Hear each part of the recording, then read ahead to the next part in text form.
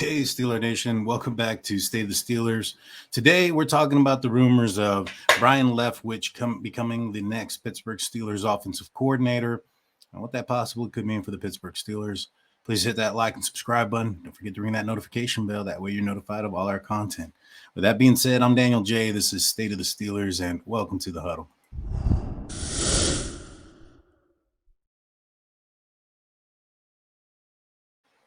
So the Pittsburgh Steelers, there's been rumored that they are looking at Byron Leftwich as a possible replacement for Matt Canada, offensive coordinator, who's currently still employed by the Pittsburgh Steelers as their signal caller.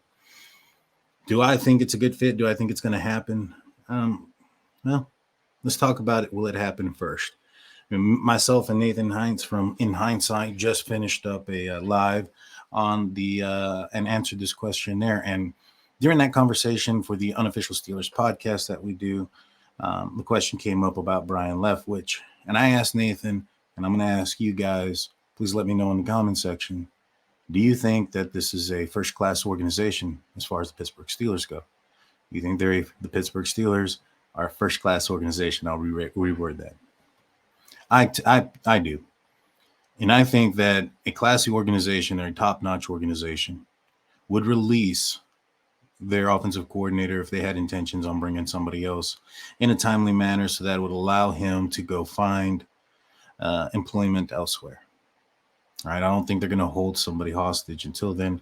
And if you're Matt Canada, you have to have a little bit more self-respect for yourself if you're waiting around to see if the Pittsburgh Steelers are going to want somebody new.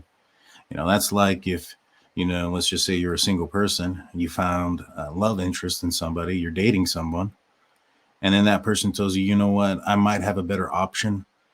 Stick around for the next week and a half to see if something happens with this other option. And if this option doesn't work out, then I'll stay with you. I'm not sure many people would want to be in that situation, would stay in that situation. I think, these are competitors. These are highly competitive men. And as far as the players, the coaching staff, you don't get to this elite level where there's only 32 offensive coordinators in the league. You don't get to that position without being a highly motivated, highly independent person that's going to get to this level. It just takes a high performance person. There we go. That's the word I was looking for. Sorry about that. You don't get into those positions by just kind of the luck of the draw, so to speak. It takes some hard work. And I think that you would have a little bit more respect for yourself and probably other job opportunities from other teams, even if it's in college or whatnot, that he would probably take himself there if he felt that he was not wanted by the organization and that there was somebody else that wanted him. Now, as far as Byron Leftwich coming in, I'm not sure if that is a guaranteed step up. I personally don't think so. The conversation again came on the Unofficial Steelers podcast, and I stated, Byron Leftwich wasn't the mobile quarterback. As an offensive coordinator, he hasn't coordinated an offense that had quarterback mobility as a weapon on the offense or utilized, given that he coached Tom Brady. Him himself wasn't a mobile person. Mike Tomlin spoke about the quarterback mobility being a huge component of the offense or the quarterback position that he wanted in place. And so bringing in a guy like Byron Leftwich, that might be something new for him to scheme up, come up with, and design. Now, me personally, I think that the Pittsburgh Steelers are going to keep Matt Canada just by the fact that they haven't fired him yet. And secondly, that doesn't mean that they don't bring in help. The Los Angeles Chargers fired Shane Day, their passing coordinator. The Steelers have had a rushing coordinator in Mike Munchak in the past.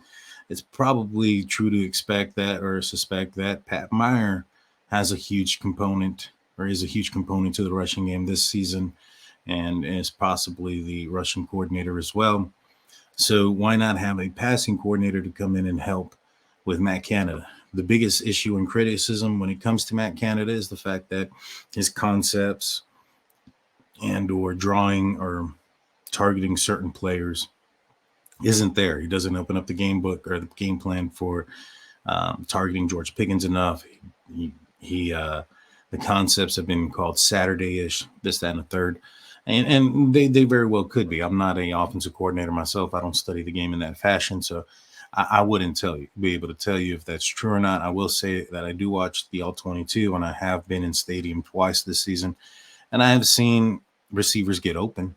So, whether it's because of the physical talents of those receivers or the scheme behind it or a combination of the both, which is probably where I'm leaning towards, it's working. Receivers do get open.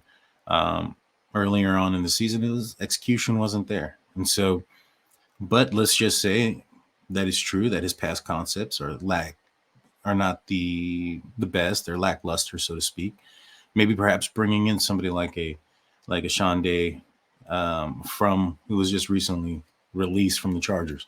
Now, when he came to the offense for the Chargers, it wasn't their passing game that was a problem. It was the lack of, and maybe it's because of ability or just desire to run the ball. I think that their inability to run the ball and close games out wasn't there. And I think that falls kind of on the shoulders of the head coach more than the offensive coordinator.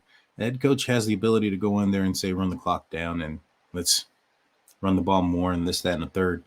And they weren't. But when you look at their passing game for the Chargers, it's not a bad one. Their scheme looks well. It seems more of a modern day offense of what you want to see. And so I wouldn't be opposed to bringing in a passing coordinator, maybe not Day himself, maybe somebody else, but someone that can help Canada continue developing this offense in the trajectory and in the direction that the Pittsburgh Steelers want to go. And if it doesn't work out with Canada come mid-season next season or even at the end of the year, maybe perhaps, Steelers have been known to promote from within. This passing game coordinator would get the nod up. However, if the passing game is still lackluster at the end of next season, I think that an overhaul would be needed at that point.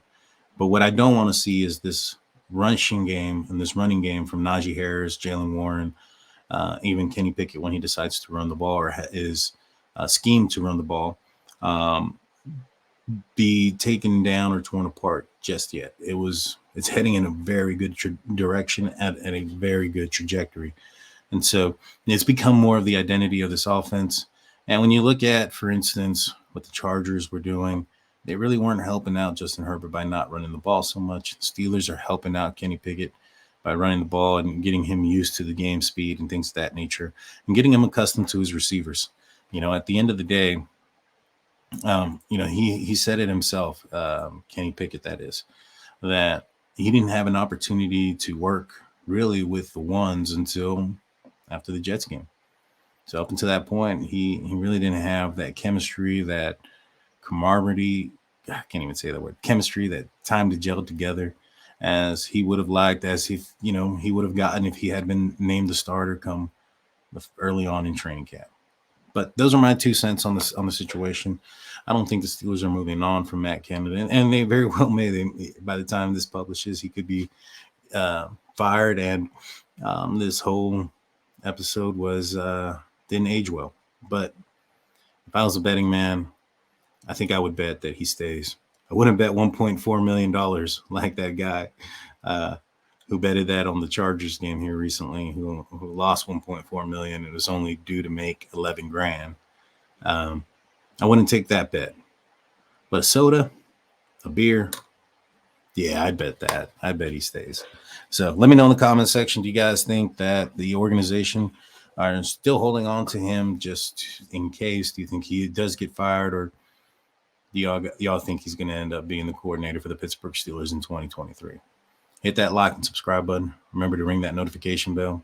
That being said, I'm Daniel J. This is State of the Steelers.